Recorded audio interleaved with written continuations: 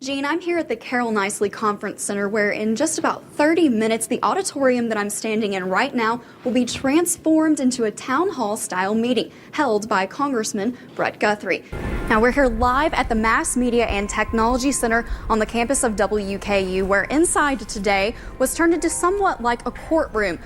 Justice. It's what so many gathered here today looking for and what many say they may never find. Holiday Bash 2012 is well underway. As you can see behind me, the live auction is just about to begin. It was after those workers heard the first couple of shots that they actually came outside to where I'm standing right now in this parking lot where they saw everything that happened across the street from that point on. Now it's much darker now than it was earlier today when the accident happened here, but you can see if you look at the ground, the puddling of oil that the sheriff was talking about that can create those slick roads. Now the deer came in through this door behind me and then ran around the restaurant before finally busting through one of the front windows. I'm here at St. James United Methodist Church where the Empty Bowls dinner has just begun. And here's how it works, guys. This is all to benefit preventing hunger in our community.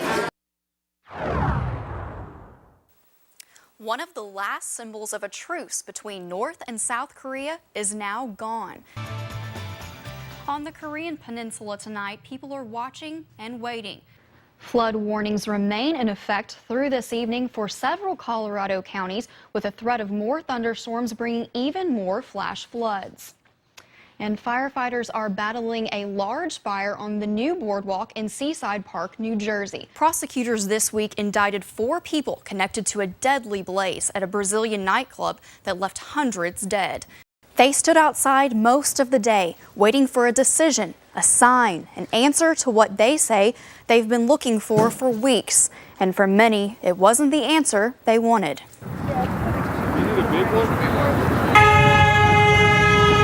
Close friends, some family, gathered outside the Warren County Justice Center today, where they did the only thing they knew to do, rally for their friend. Brandon was and is my best friend, and I know he would be doing more than this if this was me. Justice. It's what so many gathered here today looking for, and what many say they may never find. Is it just us, or, will there be justice? That poster and those words resonated here, capturing the emotions of those who awaited a grand jury decision. I mean, I'm mad. I don't really have a word for the emotions that I have right now. I'm sad, but I'm madder now than ever. It's just not right. And I can't believe we're going to let this go. Beyond that anger is the sadness of knowing someone she loved so dearly is gone. A young father of 3, 27. Carlton says it's Bradshaw's sons and wife she worries for the most.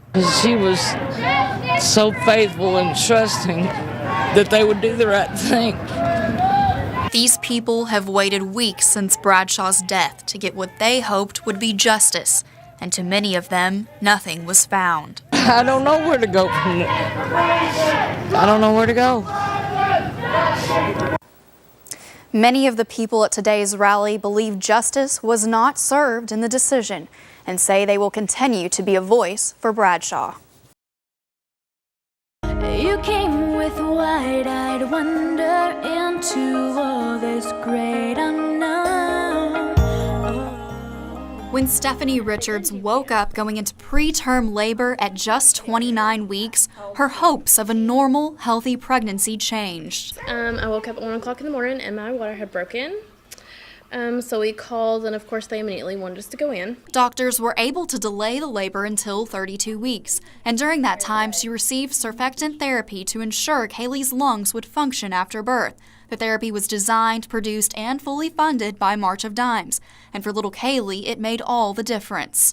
After she was born, she had to stay in the NICU for 2 weeks, and her parents say that was the hardest thing. That is very hard. And it's very hard to leave the hospital every day knowing that she's there. It was rough traveling back and forth to Nashville every day.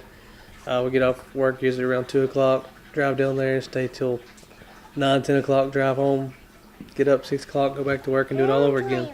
When she was 5 months old, doctors told Kaylee's parents she had spina bifida and may never walk, but she proved fate wrong again when she took her first steps at last year's March of Dimes Walk for Babies. Stephanie found out she was pregnant again with her son Kyler, and fearing he would have a similar pregnancy, she worked with the March of Dimes to take every precaution.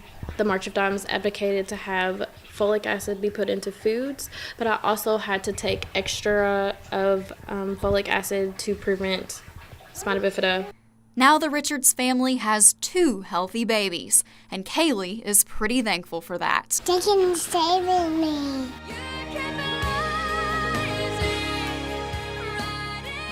We're just thankful for everybody that's donated to the March of Dimes. They've made a big difference in our life.